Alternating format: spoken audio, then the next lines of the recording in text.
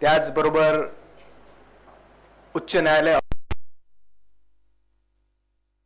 श्री हनुमंत पाटील साहेब, Christ युनिव्हर्सिटीचे professor Shri Sanjay बंगजी, ज्यांनी हा संपूर्ण कार्यक्रम आयोजित केला आणि ज्यांच्या चेहऱ्यावर सकाळपासून एक स्मित हास्य आहे, असे आपल्या कॉलेजचे प्राध्यापिका principal doctor P Nathani madam, त्याचबरोबर व्यासपीठावर उपस्थित आमचे मित्र मुंबई उच्च न्यायालयाचे नावाजलेले वकील श्री मनोज कोंडेकरजी, ज्यांच्या चेहऱ्यावर सतत जसं मॅडमच्या चेहऱ्यावर स्मित हास्य असतं तसं ज्यांच्या चेहऱ्यावर सतत धीर गंभीर असं एक ज्यांचा चेहरा आहे, प्रोफेसर शेट्टी सर,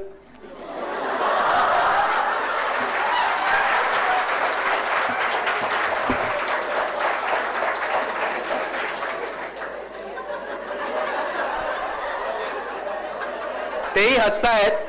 पुन्हा एकदा त्यांच्यासाठी टाळ्या वाजून द्या.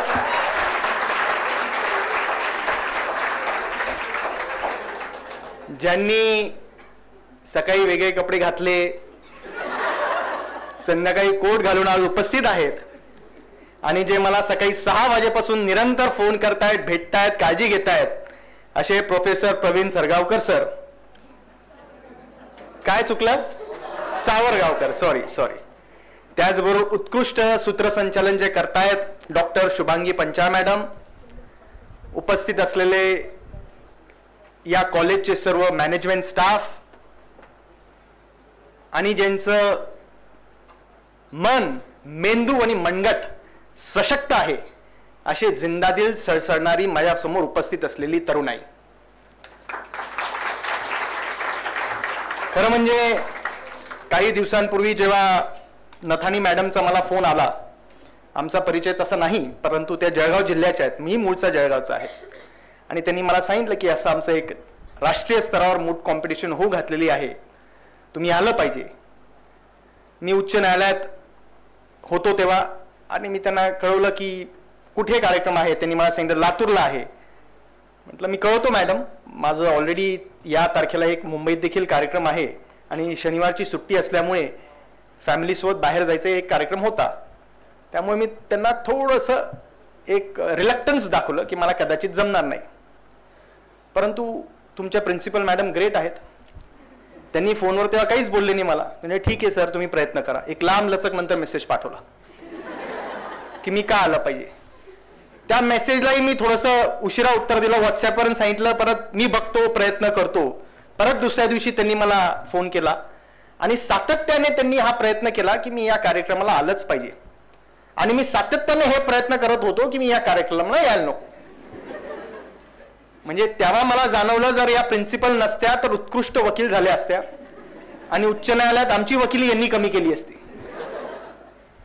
परंतु ते मला पिच्छा पुरवत होते आणि पुन्हा एकदा त्यांनी असाच मला एक लांब लचक मेसेज टाकला, विद्यार्थ्यांसाठी तुम्ही या, इथलं कॉलेज चांगलं आहे, नावाजलेलं आहे, वगैरे वगैरे. मी त्या मेसेजला उत्तर दिलं नव्हतं. मुळात मी ते मेसेज ओपनही केला नव्हता. तो मेसेज रात्री माझ्या बायकोनी बघितला आणि माझ्या मिसेसचं नाव पूजा आहे. पूजा मला बोलली की अरे हा छान कार्यक्रम दिसतोय, प्रिन्सिपल मॅडम एवढं सांगताय, तुम्ही जायला पाहिजे. नुकताच मी पुष्पा 2 पिक्चर बघितलेला. बायकोने बोला तो जाने का, त्यामुळे मी इथे आल्याचं थोडंफार श्रेय पुष्पा 2 मूवीचं देखील आहे. गमतीचा भाग सोडला. वकील म्हटलं की खऱ्याचं खोटं, खोट्याचं खरं, भास व आभास, पांढऱ्याचं काळं, काळ्याचं पांढरं, असा भास व आभास निर्माण करणारा शब्दाचा मांत्रिक. परंतु आज मी इथे वकील म्हणून नाही तर दयानंद इन्स्टिट्यूटचा एक शुभचिंतक म्हणून आज इथे उपस्थित आहे. आणि मला खरोखर अभिमान आहे की मी अशा कार्यक्रमाला आज उपस्थित राहू शकलो. दिवसभरापासून शिंदे मॅडम आणि हनुमंत पाटील सर तुम्हाला न्यायाधीश कसे असतात याची चुणूक दाखवतायत. मी एकाच फायनल राऊंडला त्यांच्यासोबत बसलो आणि 2 मिनिटं मलाही भीती वाटली. ज्या पद्धतीने प्रश्नांची सरबत्ती ते करत होते, परंतु यातून एक लक्षात आलं की त्यांच्या मनातला भाव हाच होता की विद्यार्थ्यांनी तयार कशा पद्धतीने व्हायला पाहिजे, विद्यार्थ्यांनी जर तुम्हाला प्रश्न विचारले तर तुम्ही उत्तर कसे दिले पाहिजे, हा त्यामागचा भाव.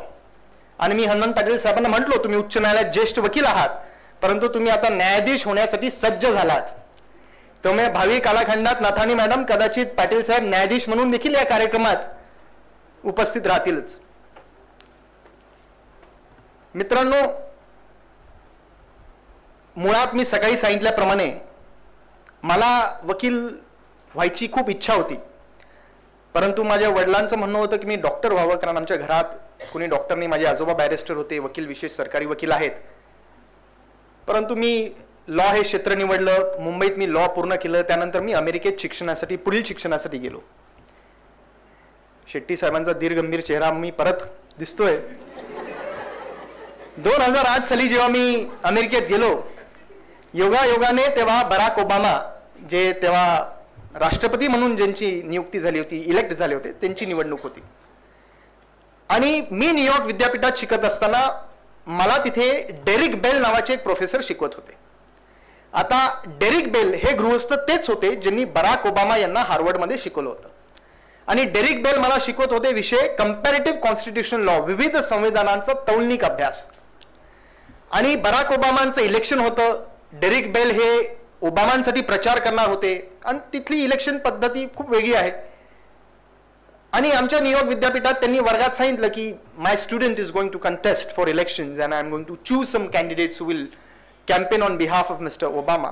आणि तुमच्यातलं कोणी इंटरेस्टेड असेल तर तुम्ही अर्ज द्या आणि आम्ही तपासू की तुम्ही सक्षम आहात नाही आहात, आम्ही तुम्हाला त्यांच्या इलेक्शन कॅम्पेनिंगमध्ये घ्यावं नाही घ्यावं.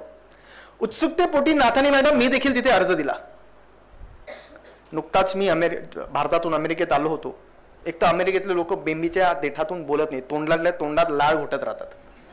ते काय बोलतात ते आपल्याला समजत नाही. Yes mister, why have you come here. तर ते काय बोलतात हे समजायला वेळ लागतात. आणि त्यातल्या त्यात मी बराक ओबामाचं कॅम्पेनिंग करावं इलेक्शनसाठी. त्यामुळे त्यांनाही प्रश्न पडला की हा नुकताच भारतातनं आलेला आहे, इलेक्शन्स अमेरिकेतले आहेत, लोक अमेरिकेतले आहेत, प्रश्न अमेरिकेतले, हा भारतातला मुलगा काय करेल. तर मी त्यांना सहज, मी इंग्रजीत उत्तर दिलं पण ते मराठीत सांगतो काय बोललो. मी त्यांना सांगितलं की सर, मी भारतातला आहे आणि भारतीय लोकांची वैशिष्ट्य असं आहे की शेजारच्या घरात काय चालतं हे जाणून घ्यायला आम्हाला खूप उत्सुकता असते. त्यामुळे तुमच्या देशात काय चाललंय हे जाणून घेण्यात साहजिकपणे मला रस आहेच आणि त्या माध्यमातनं मला देखील काही गोष्टी शिकायला मिळतील. त्यांनी माझी तिथे निवड केली. मी बराक ओबामांसाठी प्रचार केला. ते निवडून आले, माझ्या प्रचारामुळे नव्हे. परंतु सांगण्याचा मुद्दा हा की वकील हा बहुआयामी असला पाहिजे. वकिलाने वकिली करत असताना तुमच्याकडे अनेक प्रकरणं तुमची असतील, तुमच्याकडे आणतील, तुमचे पक्षकार आणतील. आणि त्यामुळे एखाद्या वकिलाला कॅरेक्टर डेव्हलप करत असताना you should be able to understand each and every topic, each and every issue. Today we feel that this profession there is not much to offer. There is a lot of waiting period if you get into litigation. You don't get matters unless you have a background, unless you have somebody in your family who is an established lawyer, and therefore it becomes very difficult to make a mark. Well, sorry, that is not what the position is. Because I have seen I've got so many friends. Mr. Kondekar is here, who is a first generation lawyer. And I have seen that many first generation lawyers really do well in life. आयुष्यात तुम्ही प्रत्येक वेळेस आत्मविश्वास बाळगला पाहिजे. मी जे काही करत आहे ते डंके की चोट पर, त्याचबरोबर अतिशय अभ्यासपूर्ण पद्धतीने केलं पाहिजे. आज दुर्दैवाने शोकांतिका अशी आहे की आर्थिक मंदी ही फक्त आपल्या सेन्सेक्सवरती पर्यंतच अवलंबून नाही, तर ती मंदी आपल्या मानसिकतेवरती देखील पोचलेली आहे. कुठेतरी आपण कमी पडतो, आपण त्या पद्धतीने मांडू शकत नाही, असा न्यूनगंड तयार व्हायला लागतो. आणि हा न्यूनगंड मोडून काढण्यासाठी सर्वात जास्त महत्त्वाचं आहे ते म्हणजे वाचन. आपण जास्तीत जास्त पुस्तकं वाचली पाहिजे. कायद्यांच्या पुस्तकांच्या व्यतिरिक्त इतर वाचन देखील केलं पाहिजे. जसा श्वास हा जगण्यासाठी महत्त्वाचा आहे, तसा आत्मविश्वास आपल्याला आयुष्यात पुढे घेण्यासाठी खूप महत्त्वाचा आहे. आणि हा आत्मविश्वास पुस्तकांशिवाय मिळत नाही. परंतु आपल्याला वाटतं की मी काही वाचलं तरी याचं काही होणार नाही, आणि अनेक वेळा आपण आपला दृष्टिकोन भरकटून जातो आपण निगेटिव्ह विचार करायला लागतो. 4 केसेस हरलो तर आपल्याला वाटतं की आपली वकिली चालणार नाही. मला असं वाटतं, आणि मी मुद्दाहून मला एक हिंदी अशी कविता आठवली की सोच को बदलो सितारे बदल जाएंगे, सोच को बदलो सितारे बदल जाएंगे, नजर को बदलो नजारे बदल जाएंगे, कश्ती को बदलने की जरूरत नहीं, बस थोड़ा सा रुख बदलो किनारे बदल जाएंगे. याचा अर्थ असा की आयुष्यात आपण प्रत्येक वेळेस प्रतिकूल परिस्थितींना सामोरे जाण्याची आपली तयारी पाहिजे. आयुष्य हे फक्त आनंदाने बागडण्याचं क्रीडांगण नाही, तर प्रतिकूल परिस्थितींना झुंज देण्याचं रणांगण आहे, सम्रांगण आहे असं मी समजतो. आणि आपल्याला कधी कधी वाटतं की हे संघर्ष हा खूप मोठा आहे, परंतु एक लक्षात ठेवा, जीवनाची निर्मितीच मुळात नैसर्गिक शक्तींची संघर्ष होऊन होत असते. जीवनाचा जिवंतपणा हा संघर्षातच असतो. आणि त्यामुळे संघर्षाकडे एक संकट किंवा आपल्याला एक ऑब्स्टेकल आहे असं बघून न बघता हे संघर्ष आपल्या कर्तृत्वाची कसोटी आहे, आपली एक चुनौती आहे, असं त्या संघर्षाला आपण सामोरे गेलं पाहिजे. मी 2008 पासून उच्च न्यायालयात वकिली करतोय. नाना पाटेकरांचं मीटू प्रकरण असेल, अनिल देशमुख माजी गृहमंत्री जे होते त्यांच्या जामिनाचा अर्ज असेल, अनेक इतर खटले असतील, धनंजय मुंडेंचं प्रकरण असेल, असे अनेक खटले मी अगोदर चालवलेत, आत्ताही चालवत आहे. आणि प्रत्येक वेळा मला असं विचारलं जातं की तुम्ही खटले चालवत असताना, मी स्वतःच्या याच्यावरून आपल्याला सांगतोय, तुम्ही स्वतःला कसं तयार करत असतात. तर मी त्यांना नेहमी सांगतो की मी आरोपी कोण आहे, आरोपी किती मोठा आहे, किंवा माझ्या समोरचा पक्षकार कोण आहे, किंवा तो किती मोठा आहे हे मी कधीच बघत नाही. तर त्या खटल्यात कायद्याचे काय मुद्दे आहेत, फॅक्ट्सचे काय मुद्दे आहेत, आणि या कायद्याची आणि फॅक्टची आपण सांगड कशी कोर्टापुढे योग्यरित्या घालू शकतो, कोर्टापुढे मांडू शकतो, हे खूप महत्त्वाचं असतं. त्यामुळे मित्रांनो, जेव्हा तुम्ही वकील म्हणून वावरतात तेव्हा आपण संभाषण कौशल्य तर जोपासलंच पाहिजे, कम्युनिकेशन स्किल ज्याला म्हणतोय. कारण जोपर्यंत आपल्याला चांगल्या पद्धतीने आपलं युक्तिवाद मांडता येणार नाही तोपर्यंत कदाचित जजला काय म्हणायचं असेल, आपल्याला काय म्हणायचं असेल ते कळणार नाही. त्याचबरोबर बॉडी लँग्वेज ही खूप महत्त्वाची आहे. आता मी मुटकोट जज करत असताना बघितलं की एक टीमने जेव्हा त्यांना सांगितलं की तुमचे प्रेयर्स सांगा, तर त्यांनी हात असा ठेवून प्रेयर सांगायला लागले. मला एकदम वाटलं हा बाहुबलीचा पिक्चर आहे का काय. त्यामुळे आपली बॉडी लँग्वेज काय आहे, आपण न्यायाधीशांपुढे किती सबमिसिव्ह आहोत. दिघे साहेबांनी देखील सकाळी सांगितलं की सबमिसिव्ह सबमिशन्स केल्यानंतर निश्चितपणे कोर्टाला ते अपील होत असतं. ओव्हर अग्रेशनली जर आपण ओव्हर अग्रेसिव्हली एखादा मुद्दा मांडला तर तो आपल्या विरोधात देखील जाऊ शकतो. परंतु त्याचबरोबर आपण जो युक्तिवाद करत आहोत, आणि एक युक्तिवाद करत असताना एखादा विषय जर आपल्याला जजमेंटचा असेल किंवा काही लॉ पॉईंट असेल जो आपल्याला समजत नसेल, कळाला नसेल, आणि जेव्हा जजेस म्हणतात की याबद्दल तुम्ही खुलासा करा, आणि कदाचित आपल्याला ते उत्तर सुचत नसेल, तर आपण न्यायाधीशला प्रांजळ मनाने सांगू शकतो की मला आता सुचत नाहीये, मला वेळ द्या, मी आपल्याला कळवतो. अर्थात मुटकोटमध्ये तुम्ही ब्रेक घेऊ शकत नाही, परंतु जेव्हा तुम्ही, हे तर अभिरूप न्यायालय झालं, परंतु जेव्हा तुम्ही खऱ्या न्यायालयात जेव्हा युक्तिवाद करता, शिंदे मॅडम आपल्याला सांगतीलच, त्यांचा देखील अनुभव असेलच हा, की जेव्हा एखादा वकील प्रामाणिकपणे स्वतःची चूक कबूल करतो की मला हे उत्तर आत्ता माहित नाही परंतु मी आपल्याला तयारी करून येऊन सांगतो, ते कधीही अपील होतं. Therefore, it is not important that every time you should have an answer. What is important is that how sincere you are. And sincerity takes you a long way ahead. If you are not sincere enough, then the court will see through it. And court will understand probably you are just making up something when you are not sure about what you are saying. आज माझ्या वडिलांना मी लहानपणापासून बघतोय. अनेक खटले, अजमल कसाब असेल, अजमल कसाबच्या खटल्यात मी नुकताच अमेरिकेतून आलो होतो. आणि माझा अनुभव मी त्यांना जवळनं काम करताना बघितलं. मी हरीश साळवे साहेबांसोबत काम केले, मुकुल रोहतगी साहेबांसोबत काम केले, फली नरिमन साहेबांसोबत काम केले. हे सर्व जे सिनियर वकील असतात, ज्येष्ठ विधिज्ञ असतात, त्यांच्यात एक सिमिलॅरिटी असते, ती म्हणजे passion. Passion for law, passion to do justice, passion to represent the cause of their clients. And as long as that passion is alive in you, you will always excel in life. तुम्ही आता शिकत आहात, परंतु तुमचं शिक्षण पूर्ण झाल्यानंतर you will forever become a student of law. And therefore it is very important that you keep in mind that every day is a day of learning. Every day is a day where you are going to learn something new. Every day is a day where you will understand the nitty-gritties of law. And you should be ready to accept it. There have been times where we feel that we have accomplished everything. And I have seen lawyers with 5 and 10 years of practice who start thinking themselves that there are no end to the world. But then the moment that happens, that kills your drive to grow ahead in life, to grow big in life. Therefore, my dear friends, you must always have the hunger to grow. You must always have the desire to explore the new opportunities.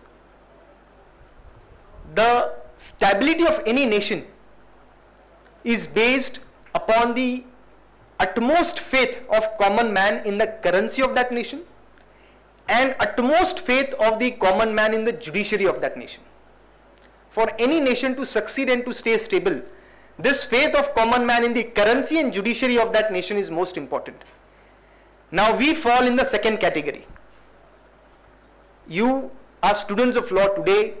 भविष्यात तुमच्यापैकी कोणीतरी न्यायाधीश होतील, कोणीतरी सर्वोच्च न्यायालयाचे वकील होतील, सर्वोच्च न्यायालयात देखील न्यायाधीश म्हणून भविष्यात काम करतील, कुणीतरी कॉर्पोरेटमध्ये जाईल, कुणी क्रिमिनल लॉ प्रॅक्टिस करेल. परंतु कुठेही जात असताना, कुठल्याही क्षेत्रात काम करत असताना हे खूप महत्त्वाचं आहे की आपण आपले रूट्स जे आहेत, फाउंडेशन जे आहेत ते आपण इंटॅक्ट ठेवले पाहिजे. मला अजूनही आठवतं, मी एके ठिकाणी वाचलं होतं, केविन कार्टर नावाचे गृहस्थ होते जे एक उत्कृष्ट फोटोग्राफर होते. सुदानमध्ये 1993 मध्ये एक मोठं फेमाईन आलेलं, अतिवृष्टी झालेली आणि तिथे लोकांना खायला प्यायला साध्य नव्हतं, अन्न नव्हतं. तो केविन फोटोग्राफर तिथे गेला आणि त्यांनी एका लहान मुलाचा फोटो काढला. 2 वर्षाचं मूल होतं ते आणि अतिशय बारीक झालेलं आहे, जेवायला त्याला खायला प्यायला काही नाही, अतिशय म्हणजे तो मृत्यूच्या दारी बसलेला आहे असं दिसतंय. आणि तिथे गिधाड असं डोळे लावून त्याच्याकडे बघत आहे की कधी हे या मुलाचा प्राण जातं, कधी मी त्याला खायला येतो. असा तो फोटो केविन याने काढला. तो केविनने फोटो काढल्यानंतर त्यांनी ते न्यूयॉर्क टाइम्समध्ये पब्लिश केला आणि ते पब्लिश केल्यानंतर जगाला कळलं की तिथली परिस्थिती सुदानची काय आहे. लोकांनी त्याला प्रचंड त्याची प्रशंसा केली, त्याला बक्षिसं दिले, त्याला पुलित्झर प्राइज जे फोटोग्राफीमध्ये नंबर 1चं प्राइज असतं ते तिला दिलं, त्याचे सर्व ठिकाणी सत्कार व्हायला लागले. आणि एक 6 महिन्याने बातमी आली की त्या केविनने आत्महत्या केली. काही कळलं नाही का बरं केली, काय झालं. मग त्याच्या नातेवाईकांनी एका कार्यक्रमात सांगितलं की केविनचे सत्कार सातत्याने होत होते. एका कार्यक्रमासाठी तो गेला, तिथे त्यांनी सांगितलं की तिथली परिस्थिती काय होती, तिथे अतिवृष्टी झालेली, तिथे खायला प्यायला लोकांना काहीच नव्हतं, लोक मरत होते. त्यात मी ते मुलाचा फोटो काढला, त्याला किती अडचणी आल्यात. तिथला एक ऑडियन्स मधला गृहस्थ उभा राहिला आणि तो म्हटला की that's all right mister Kevin, but what happen to that child, त्या मुलाचं काय झालं. तर त्याला प्रश्न पडला. तो म्हटला मला माहित नाही, माझी फ्लाईट होती त्यामुळे मी निघून गेलो. मग तो गृहस्थ म्हटला तिथे एक नाही 2 गिधाड होते आणि दुसऱ्या गिधाडच्या हातात कॅमेरा होता. याचा अर्थ असा मित्रांनो की आयुष्यात कुठल्याही क्षेत्रात आपण काम करत असताना माणुसकी जपणं खूप गरजेचं आहे. तुम्ही एखाद्या पक्षकाराची बाजू मांडत असताना किंवा सरकारी वकील म्हणून काम करत असताना माणुसकी जपून आपण काम केलं पाहिजे. माणुसकी ठेवून दुसऱ्यांसोबत आपण व्यवहार केला पाहिजे. कारण माणसातली माणुसकी जर जिवंत राहिली तरच मनुष्य जात ही जिवंत राहील. आणि आपण अनेक आपल्याकडे थोर पुरुष होऊन गेलेले आहेत. नुकताच आपण छावा पिक्चर बघितलाच असेल, बघितला का नाही बघितला. छावा चित्रपटात आपण बघितलंय की छत्रपती संभाजी महाराज यांना किती यातना सोसाव्या लागल्यात. औरंगजेब यांनी त्यांचे डोळे काढले, त्यांची जीभ काढली, नख काढले, त्यांना अतोनात असे त्यांचं छळ केलं. परंतु संभाजी महाराज कुठेही तुटले नाही, वाकले नाही. स्वराज्यासाठी ते तसेच त्यांनी प्राणाची आहुती हसत हसत दिली. आणि तुम्हाला कल्पना असेल, आणि मी नेहमी असं माझ्या मित्रांना किंवा माझे जे परिचित लोक आहेत त्यांना मी सांगत असतो की कुठूनही आपल्याला शिकता आलं पाहिजे. जोपर्यंत तुम्ही स्टुडंट आहात you should be like a sponge, you should absorb all good things. आणि चित्रपट बघत असताना शेवटचा जो सीन आहे ज्याच्यात छत्रपती संभाजी महाराज आणि कवी कलश ज्यांचा देखील मृत्यू होतो, त्यांचा जे संवाद आहे, जेव्हा ते एकमेकांना प्रोत्साहन देत असतात, एकमेकांना धीर देत असतात आणि तेव्हाच ते सांगत असतात की आपल्याला तुटायचं नाहीये. आणि तो संवाद जो आहे तो खूप काही शिकून जातो. त्यातल्या काही ओळी मला आठवतात, मला संपूर्ण आठवत नाही, परंतु जेव्हा आपण एखाद्या चांगला चित्रपट बघतो, एखाद्या चांगला विचार वाचतो, मला असं वाटतं की तो नेहमी आपण ध्यानी ठेवला पाहिजे, त्याचं स्मरण केलं पाहिजे, जेणेकरून आपण स्वतःला नेहमी प्रोत्साहन देऊ शकतो.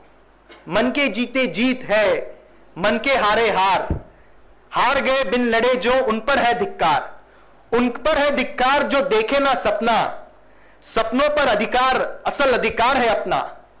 तू इस माटी का लाल है, तू कोई कंकड़ या धूल नहीं, समय बदल कर रख देगा, इतिहास लिखेगा कोई भूल नहीं. तू पहला भोर का तारा है, तू परिवर्तन का एक नारा है, ये अंधकार कुछ पल का है, फिर सब कुछ तुम्हारा है.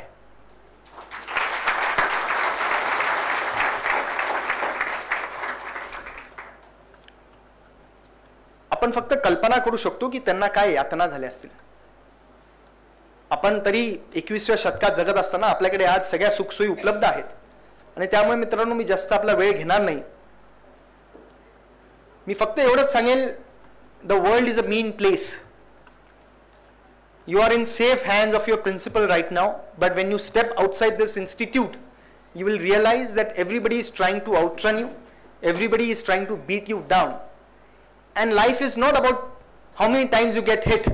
Life is about how many times you get hit and still move forward. That life is all about not giving it up. Life is all about trying to make it a better place for others to live.